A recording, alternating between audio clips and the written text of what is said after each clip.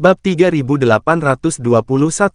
Meskipun petarung lapis baja perak itu sebenarnya bukan manusia, itu masih terbuat dari energi. Rasa dingin sangat menghentikan energi yang sebenarnya, sehingga gerakan petarung lapis baja itu perlahan-lahan dibatasi. Seolah-olah 3 beban berat diikatkan ke anggota tubuhnya. Luni menarik napas dalam-dalam, meledak. Saat dia mengatakan bahwa suara ledakan datang dari tengah badai salju. Pecahan es yang tak terhitung jumlahnya meledak, dan petarung lapis baja perak itu tiba-tiba penuh dengan luka. Lukanya mengeluarkan cahaya, dan titik cahaya yang tak terhitung jumlahnya menutupi petarung lapis baja perak itu. Arai di tengah ruangan diaktifkan, dan petarung lapis baja perak kembali ke energi murni dan diserap oleh Arai. Gemuruh terdengar saat mekanisme diaktifkan. Bahkan jika dia tidak berbalik, dia tahu pintunya terbuka lagi. Dia telah berhasil menantang ruang ketiga. Luni menghela napas panjang saat ekspresinya perlahan melunak lagi. Sebelumnya, dia sangat tegang. Meskipun dia percaya diri dengan kemampuannya sendiri, keterampilan petarung lapis baja perak itu masih membuatnya lengah. Dia telah melebih-lebihkan dirinya sendiri dan meremehkan petarung itu. Terlepas dari itu, dia masih berhasil pada akhirnya.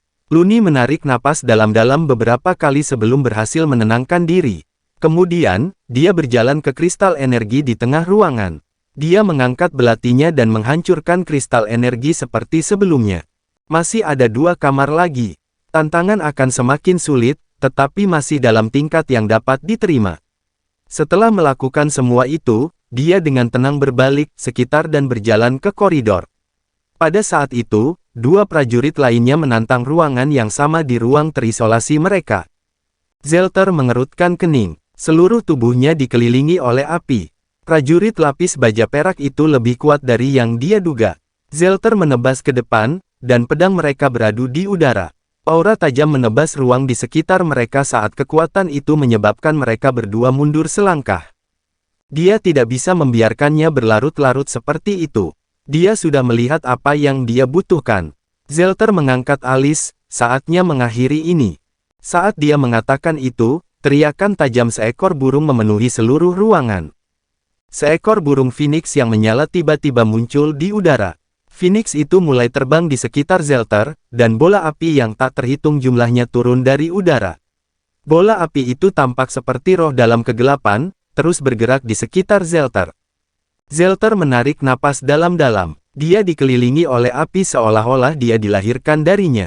Dia memegang pedangnya dengan kedua tangan saat dia menebas tepat di kepala petarung lapis baja perak itu. Burung Phoenix itu juga turun dengan pedang Zelter, menuju ke arah petarung lapis baja. Semua orang melihat petarung lapis baja perak itu dikelilingi oleh api. Itu sangat panas bahkan ruang di sekitarnya terdistorsi. Tepat setelah itu, terjadi ledakan, dan petarung lapis baja perak itu meledak menjadi titik-titik cahaya. Arai di tengah ruangan diaktifkan, dan menyerap cahaya lagi.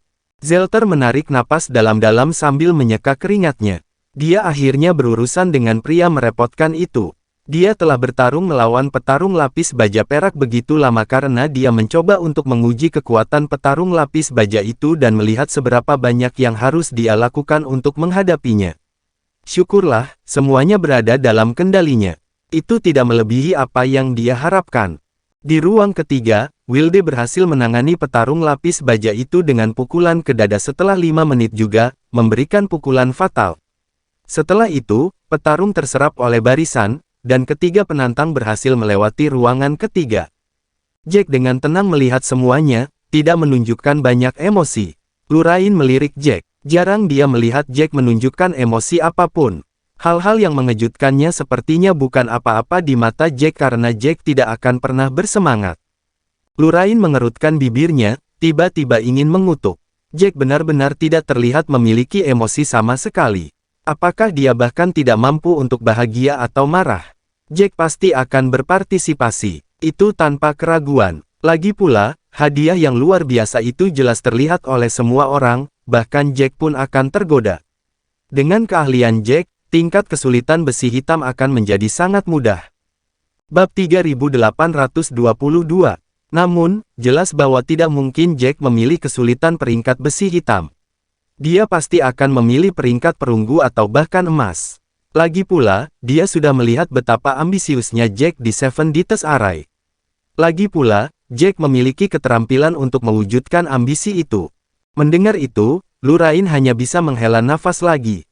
Itu benar-benar membuat frustrasi membandingkan dirinya dengan orang lain.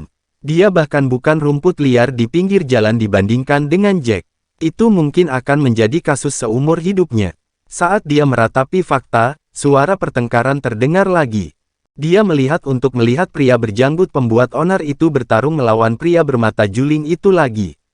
Keduanya memiliki ekspresi marah di wajah mereka, sepertinya kemarahan mereka sudah benar-benar tersulut. Tak satu pun dari mereka membiarkan yang lain berbicara saat mereka berdebat tanpa henti. Kata-kata pria berjanggut itu masih bergema di telinga pria bermata sipit itu. Pada saat itu, pertempuran belum berakhir, dan itu terus berubah. Jadi dia terpaksa memikirkan gulungan itu. Dengan pertarungan Luni yang sudah berakhir, dia tidak bisa membiarkan pria itu pergi. Pria bermata sipit itu berkata dengan dingin, "Buka matamu dan lihatlah. Pikirkan semua omong kosong yang baru saja kamu katakan. Apakah kamu sudah malu? Sampah seperti kamu harus diam saja dan berdiri di samping. Apakah kamu pikir Anda luar biasa hanya karena Anda bersikeras bertindak seolah-olah Anda dapat menganalisis segalanya? Kau bilang bahwa Luni tidak akan bisa menang dan dia bahkan tidak memiliki keterampilan untuk berada di 50 besar. Kau bilang dia akan dibunuh oleh petarung lapis baja perak. Hanya orang bodoh seperti yang kau percayai, apapun itu." Semakin banyak pria bermata juling itu berbicara, semakin marah dia. Sepotong sampah tak berotak itu tampak begitu penuh dengan dirinya sendiri barusan ketika dia mengatakan semua omong kosong itu. Semakin dia berbicara, semakin dia merasa dia benar.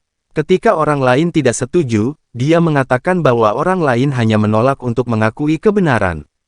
Orang itu seharusnya menganggap dirinya beruntung karena dia berada di area terlarang pada saat itu. Kalau tidak, pria bermata sipit itu akan memastikan pria itu membayar kata-katanya. Pria berjanggut itu mengejek sambil menyentuh janggutnya. Matanya penuh dengan penghinaan. Terlihat jelas bahwa dia sangat tidak bahagia. Pria berjanggut itu memandang pria bermata sipit itu dengan dingin, "Apa yang kamu katakan?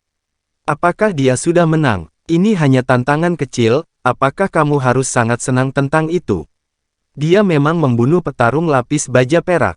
Semua orang melihat itu. Namun, dia sudah menghabiskan seluruh kekuatannya untuk melakukan itu. Ini hanya tantangan sulit pertama yang dia hadapi. Jangan lupa, petarung lapis baja emas ada di ruangan terakhir. Dia membutuhkan begitu banyak hanya untuk berurusan dengan satu petarung lapis baja perak. Bagaimana dia bisa mengalahkan petarung lapis baja emas? Analisis saya tidak salah, kamu hanya mencoba memasukkan kata-kata ke mulutku. Bibir pria bermata sipit itu berkedut. Dia sangat marah sehingga wajahnya menjadi merah. Dia berpikir bahwa hasil ini akan cukup untuk membungkam si bodoh itu, tetapi pria berjanggut itu tetap keras kepala. Dia masih terus-menerus mengejek Luni. Seolah-olah dia mengumumkan bahwa Luni akan mati di dalam. Dia berbalik menghadap pria berjanggut itu. Siapapun bisa melihat bahwa pria bermata sipit itu sangat marah. Tidak mungkin mereka berdua bisa menyelesaikan konflik mereka. Pria bermata sipit itu menggertakkan giginya dan berkata, "Anjing, ingat ini. Mulai sekarang, kamu adalah musuh klan Scarlet Dawn." Bab 3823. Pria berjanggut itu tertawa dengan acuh tak acuh.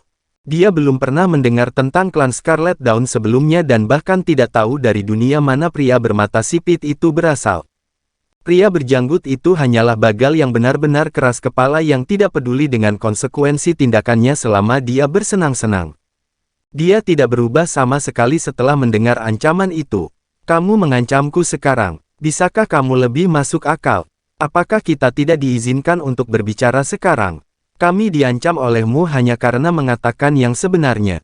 Kamu benar-benar sesuatu yang lain. Bahkan para prajurit benua bintang akan kalah darimu. Setidaknya mereka tidak akan menghentikan orang lain untuk mengatakan kebenaran." Pria bermata sipit itu benar-benar marah. Kemampuan pria berjanggut itu untuk memutarbalikkan kebenaran benar-benar hebat. Pria berjanggut itu jelas-jelas adalah orang yang mencoba menimbulkan masalah, tetapi sekarang mereka digambarkan sebagai orang yang kejam. Semua orang merasa terdiam ketika mendengar kata-kata pria berjanggut itu. Mereka semua telah melihat apa yang terjadi sebelumnya, dan beberapa dari mereka mengeluh bahwa pria berjanggut itu benar-benar permata yang langka. Dia tidak menyadari bagaimana dia dengan jelas menantang pria bermata sipit itu sepanjang waktu. Bagaimana mungkin ada orang yang tahan dengan sesama muridnya yang dikutuk untuk mati? Ketika dia mengatakan itu, dia bahkan bertindak seolah dia benar-benar mengatakan yang sebenarnya. Bahkan Lurain tidak tahan lagi, merasa ada yang tidak beres dengan kepala pria berjanggut itu. Bahkan jika seseorang keras kepala, mereka biasanya tidak akan mencoba memutarbalikkan kebenaran secara paksa seperti itu. Ketika dia melakukannya, dia bahkan tampak seperti dianiaya. Lurain mengerutkan bibirnya dan berkata, orang ini benar-benar anak nakal, bahkan lebih dari para prajurit dari benua bintang. Paling tidak, para prajurit dari benua bintang tidak sebodoh itu. Jack melirik Lurain dan berkata dengan tenang, kamu salah. Para prajurit dari benua bintang jauh lebih buruk. Bahkan jika kata-kata orang ini sangat kasar, dia tidak memaksa orang lain untuk melakukan apapun. Dia hanya suka berbicara dan berpikir apapun yang dia katakan benar. Namun, para prajurit dari benua bintang memaksakan diri pada orang lain. Dalam hal itu, para prajurit dari benua bintang jauh lebih tidak tahu malu dan tercela. Lurain mengangkat alis. Kedengarannya benar. Pria berjanggut itu mungkin memutarbalikkan kebenaran dengan kata-katanya dan terdengar seperti lelucon, itu hanya karena ada yang salah dengan kepalanya. Dia merasa dia benar, itulah sebabnya dia melakukan itu. Para prajurit dari benua bintang mungkin tidak berbicara seperti dia, tetapi tindakan mereka jauh lebih buruk. Mereka sengaja menjatuhkan orang lain. Ketika berbicara tentang keduanya, Lurain tiba-tiba merasa pria berjanggut itu jauh lebih baik. Mungkin karena Jack sudah terbiasa melawan benua bintang, dia tidak merendahkan suaranya saat mengatakan semua itu. Nalim kebetulan lewat dan mendengar semua itu. Nalim baru saja berjalan mendekat untuk melihat keributan apa yang terjadi, dan Jack kebetulan dekat dengan pria berjanggut itu. Jadi, dia mendengar kata-kata Jack ketika dia lewat.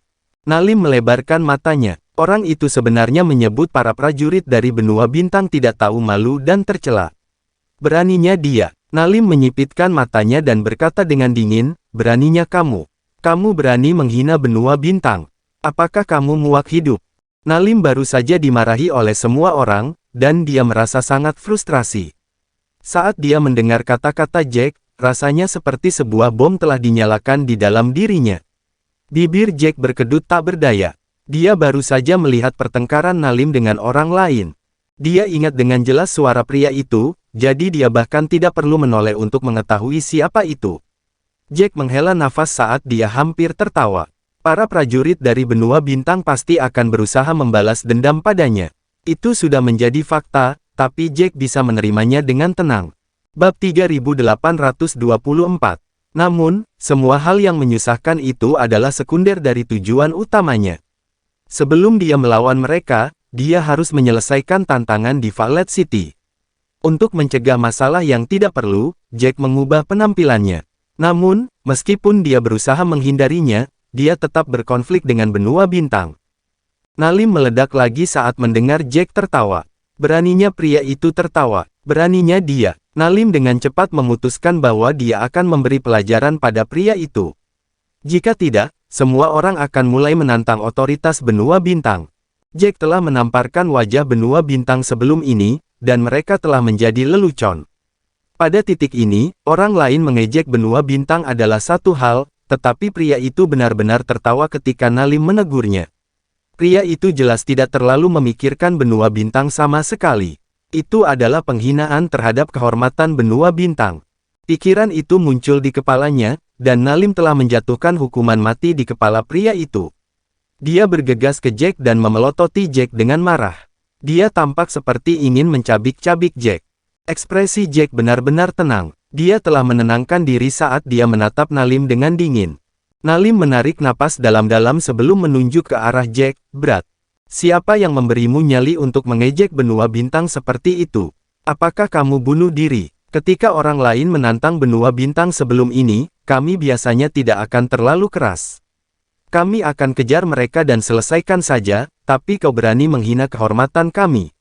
Kuumumkan kau akan mati. Nalim meninggikan suaranya saat mengatakan itu agar semua orang bisa mendengarnya. Dia harus memenangkan kembali kehormatan benua bintang. Jack mengangkat alisnya, jangan menempatkan dirimu pada posisi setinggi itu. Kamu pikir kamu ini siapa? Jadi bagaimana jika kamu dari benua bintang?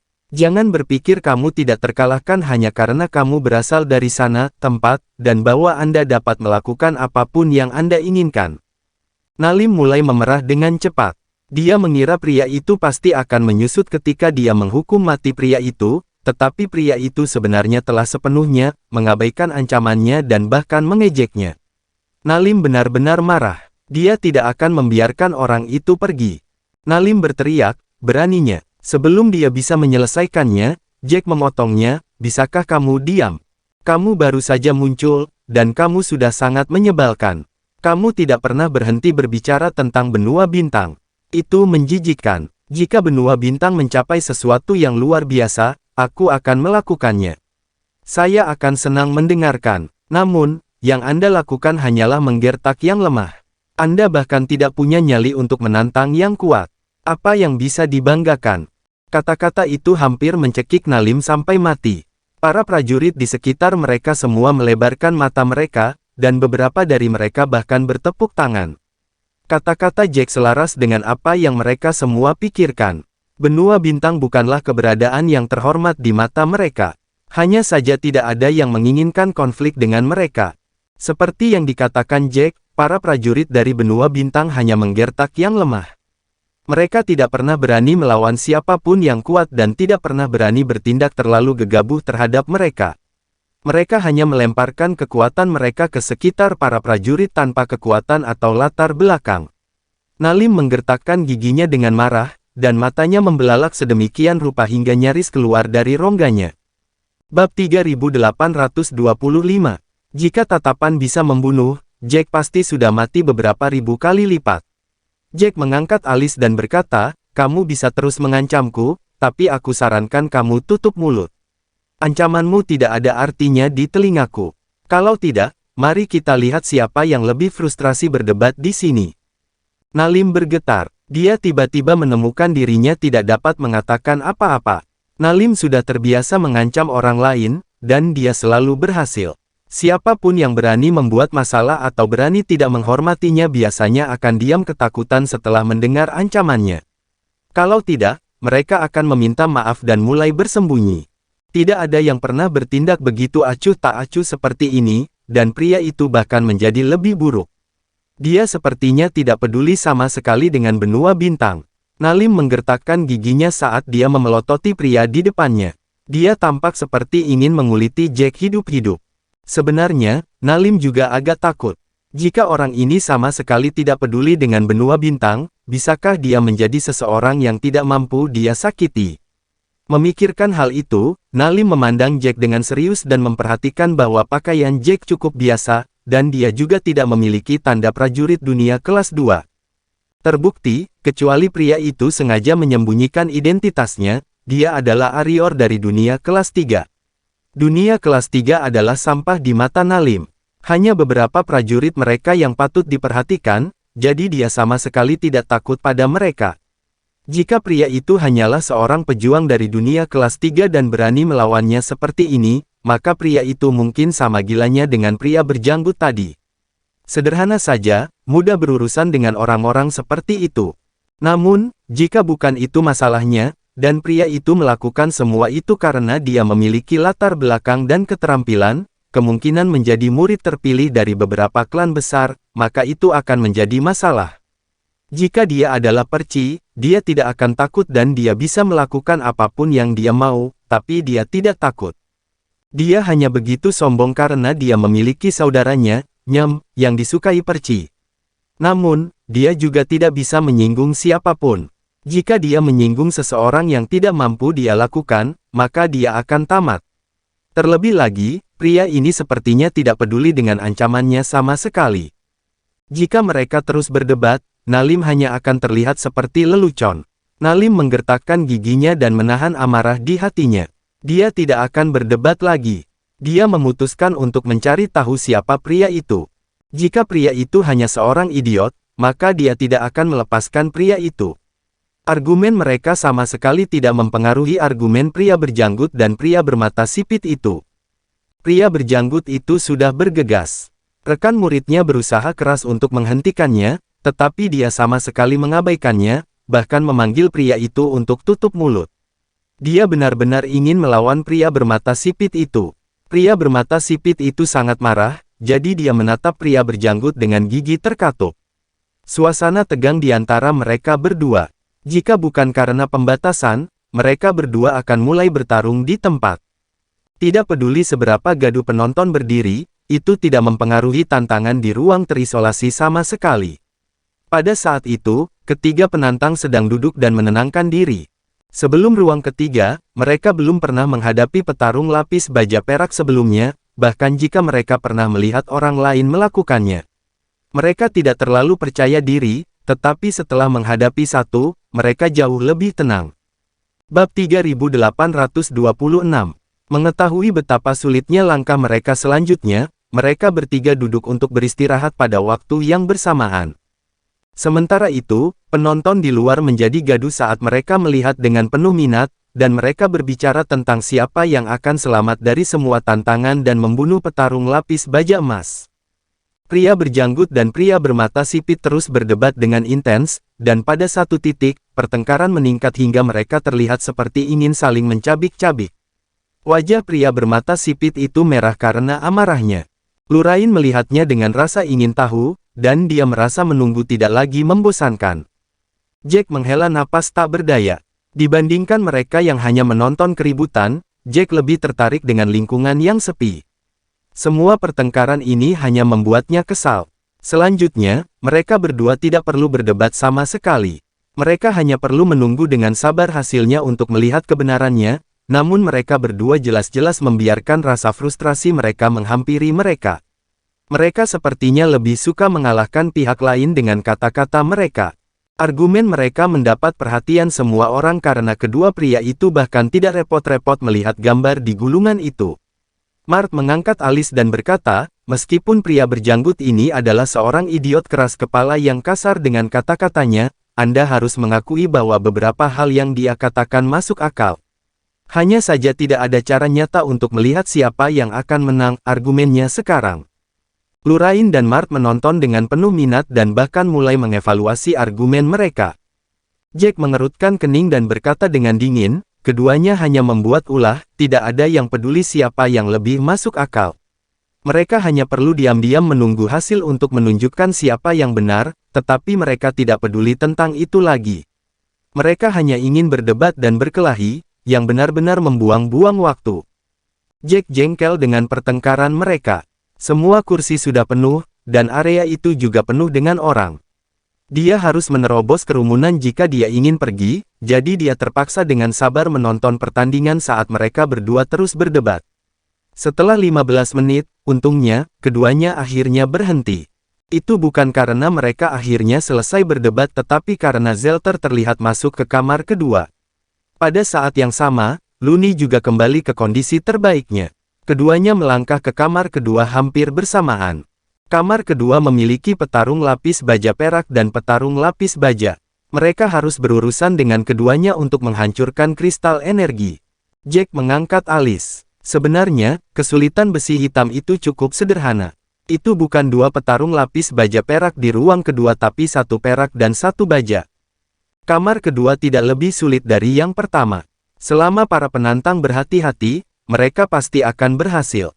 Seperti yang dipikirkan Jack, para penantang tidak butuh waktu lama untuk menyelesaikan tantangan mereka.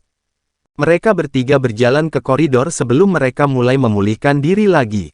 Kali ini, mereka akan menghadapi tantangan terbesar di Killing Hall.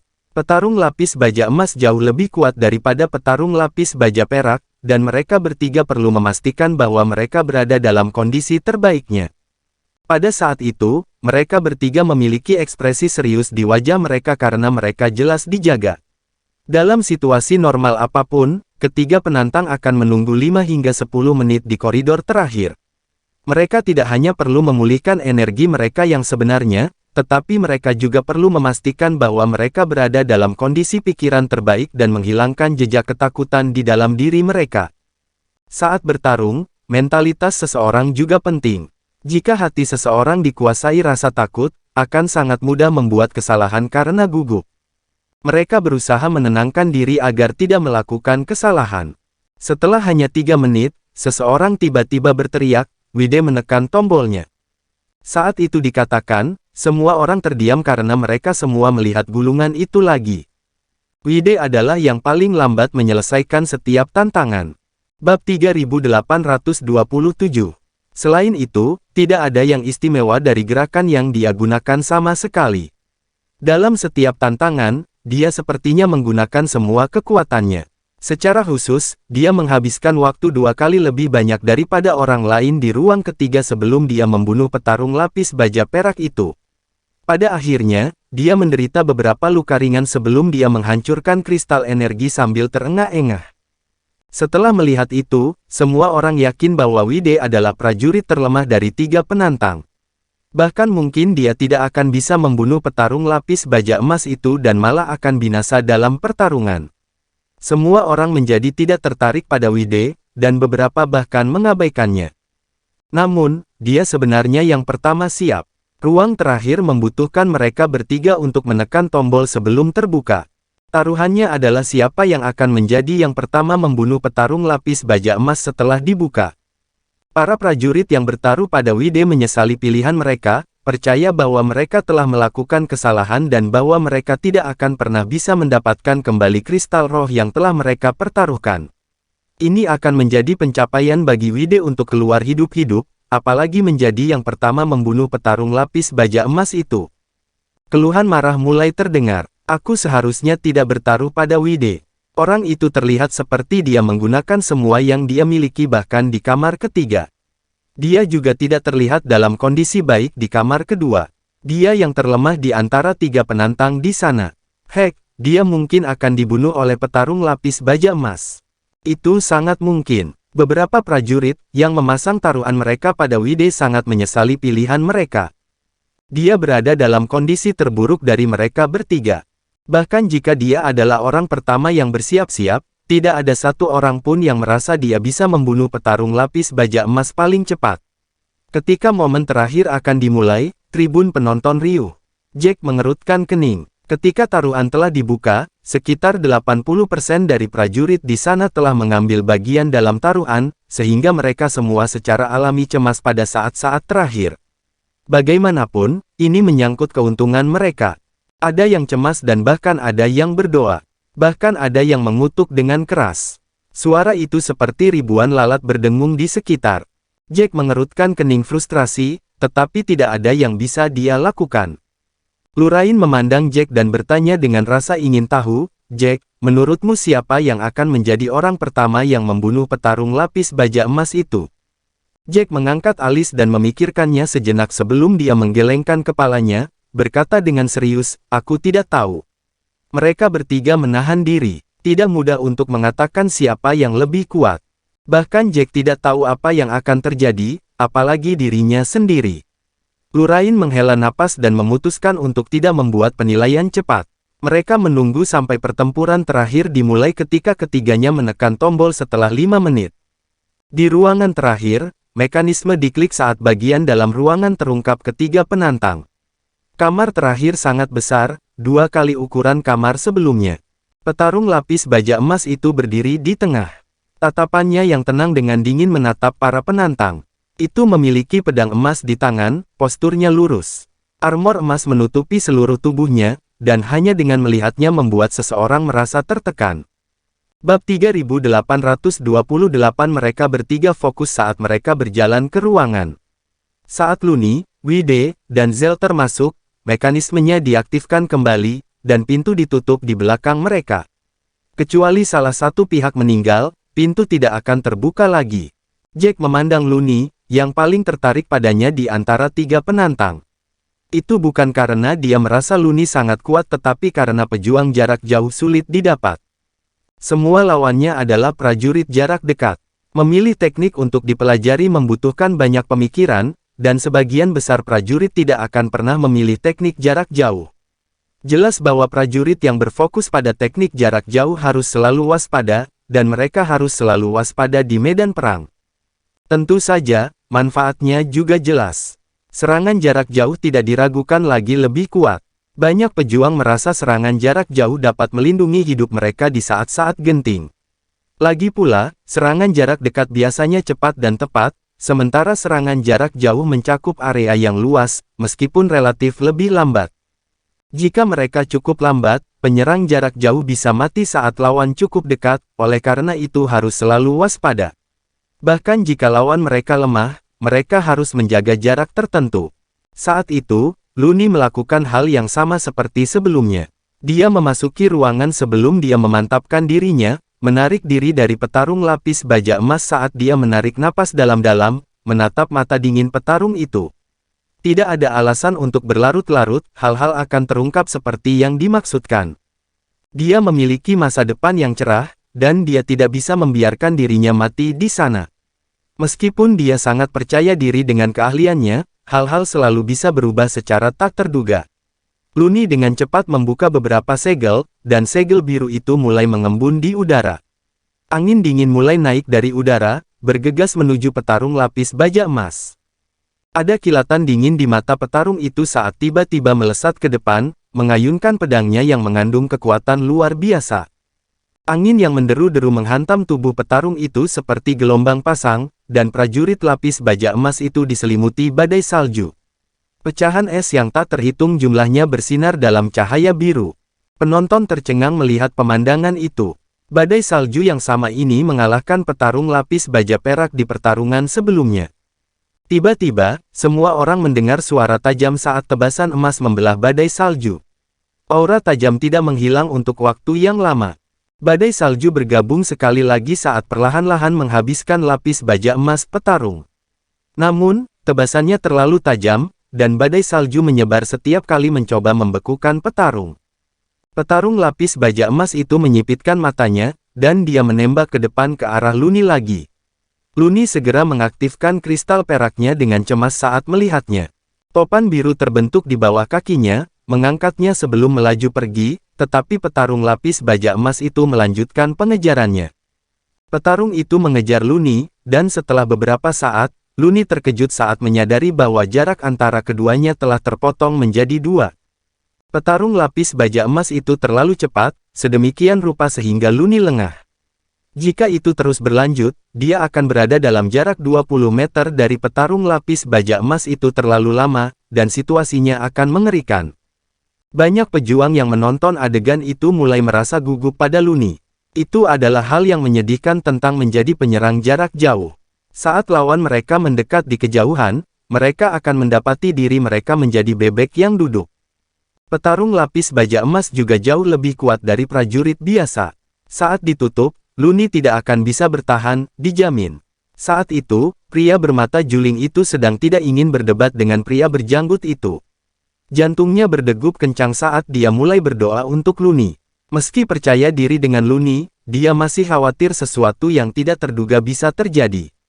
Luni tidak akan pernah membiarkan petarung lapis baja emas itu mengejarnya. Kalau tidak, hidupnya akan dalam bahaya. Dia mengertakkan gigi dan mulai membentuk segel. Cahaya biru redup mulai mengelilingi Luni dengan cepat. Bab 3829. Tiga dinding raksasa muncul di langit saat Luni mundur dengan panik. Dia membentuk segel demi segel, dan dia bertepuk tangan. Tiga dinding bergabung menjadi satu, dan semua orang mendengar retakan saat dinding es memisahkan kedua sosok itu. Namun, ini tidak menimbulkan reaksi apapun dari lawannya karena dengan cepat mencabut pedangnya dan mengayunkannya ke dinding. Dengan cahaya keemasan dari pedang, petarung lapis baja emas itu dengan mudah menghancurkan dinding es berkeping-keping. Semua orang yang menonton adegan itu terkejut dengan pemandangan itu. Mereka ingat bagaimana petarung lapis baja perak itu berjuang melawan dinding es. Dinding es pulih begitu cepat sehingga petarung lapis baja perak itu bahkan tidak bisa mengeluarkan senjatanya. Kemampuan tempurnya sangat melemah saat pecahan es mengenainya. Ini tidak terjadi pada petarung lapis baja emas karena dengan mudah menghancurkan tiga dinding es. Tembok itu hanya menghalangi petarung lapis baja emas untuk sesaat. Dia sudah selesai sekarang. Luni menggunakan strategi aneh seperti sebelumnya. Dia tahu bahwa tembok es tidak bisa menghentikan petarung lapis baja emas, tapi dia hanya menggunakannya sebagai penghalang sehingga dia bisa mengatur napas dan menarik lebih jauh. Tembok es yang bisa menjebak petarung lapis baja perak itu rapuh seperti kertas melawan petarung lapis baja emas. Itu hanya berhasil menghentikan petarung sesaat. Luni hampir tidak bisa melangkah lebih jauh. Dia tidak bisa mengeluarkan aliran dinding es yang tak ada habisnya. Lagi pula, energinya terbatas. Petarung itu akan mengejarnya terlalu lama, dan ketika itu terjadi, dia selesai. Itulah masalah dengan penyerang jarak jauh, kata seorang prajurit dari dunia kelas 2 dengan cemberut. Yang lain mengangguk mendengar apa yang dia katakan. Jika Luni tidak memiliki sesuatu yang lebih kuat, hanya kematian yang menunggunya. Petarung lapis baja emas itu tidak bisa diremehkan. Apakah itu dalam hal kecepatan atau kekuatan? Itu lebih dari 2 kali lebih kuat dari petarung lapis baja perak. Sesuatu yang mampu menjebak petarung lapis baja perak tidak berguna melawan petarung lapis baja emas. Bahkan Lurain tidak bisa menahan diri untuk mengatakan sesuatu. Jika ini terus berlanjut, Luni akan mati. Dia berada dalam situasi yang lebih buruk daripada 2 lainnya. 2 lainnya masih bisa melawan setelah dikejar, tapi Luni tidak bisa. Begitu dia mendekat, dia akan mati. Kenapa? Apakah petarung jarak jauh seperti dia ingin menantang balai pembunuhan? Bukankah itu hanya bunuh diri? Mart mengerutkan kening. Kami masih belum tahu apa yang akan terjadi. Dia belum mati, dan kamu sudah bertingkah seperti dia. Kenapa kamu sebodoh pria berjanggut itu? Mendengar kata-kata Mart, Lurain langsung terpancing. Dia ingin melawan ketika teriakan marah terdengar dari gulungan itu. Mereka bertiga menoleh untuk melihat pembuluh darah Luni terlihat melalui kulitnya. Tangannya terus bergerak saat dia membentuk segel dengan kecepatan lebih cepat. Bahkan afterimages tangannya bisa dilihat. Segel yang tak terhitung jumlahnya mulai membentuk siklon di udara. Kristal perak mengeluarkan cahaya yang kuat. Cahayanya begitu terang sehingga semua orang mulai melupakan Luni saat gunung es muncul di belakangnya. Gunung es bersinar dalam cahaya biru, dan hukum es mengalir di sekitarnya. Seseorang berkata dengan keras, apakah itu avatar dunia Luni? Oh, dia berbakat. Oke. Bab 3830. Untuk membentuk avatar dunia, seseorang harus memiliki bakat besar. Sebagian besar prajurit di sana tidak terlalu berbakat dan tidak sesuai dengan hukum dunia. Para prajurit itu sangat ingin memasuki Cloud Valley tetapi tidak mampu melakukannya. Mereka tidak dapat lulus ujian apapun. Sebenarnya, mereka tahu bahwa meskipun mereka memasuki Cloud Valley, mereka bahkan mungkin tidak dapat membentuk avatar dunia. Setiap kali orang-orang ini melihat seseorang menggunakan avatar dunia, kecemburuan akan menutupi pikiran mereka. Lagi pula, avatar dunia adalah semacam bukti bakat prajurit, seperti mengenakan jubah sutra di antara rakyat jelata. Mereka akan terlihat sangat mulia. Luni kehabisan akal, dan akan buruk baginya jika situasi berlanjut di jalur ini. Dia harus membunuh petarung lapis baja emas itu secepat mungkin. Bahkan jika dia tidak bisa membunuhnya, dia harus melukainya agar tetap hidup. Di ruang lain, Zelter juga melakukan semua yang dia bisa. 3 binatang buas raksasa menari di udara, dikelilingi api, saat mereka berputar di sekitar Zelter. Zelter meraung marah sebelum awan api muncul di belakangnya. Itu adalah avatar dunia Zelter, dan semua orang terkejut melihatnya. Sungguh, prajurit yang berdiri tinggi di peringkat sebagian besar akan membentuk avatar dunia. Mereka jauh di atas prajurit biasa. Saat itu, beberapa penonton merasa iri. Pada akhirnya, rasanya mengerikan membandingkan diri mereka dengan orang lain. Ketika mereka melawan prajurit di sisi yang lebih kuat, mereka merasa seperti hanya kotoran. Tepat pada saat itu, terjadi ledakan besar. Datang dari gulungan ketiga, menarik perhatian semua orang. Apa yang baru saja terjadi? Apakah Wide baru saja mengalahkan petarung lapis baja emas?